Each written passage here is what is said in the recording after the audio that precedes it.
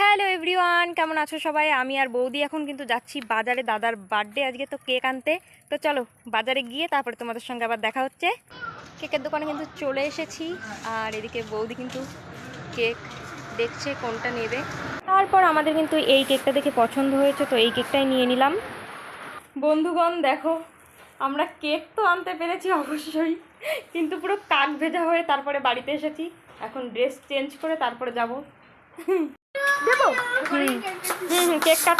Happy birthday to you, happy birthday to you, happy birthday to you, happy birthday to you, happy birthday to you.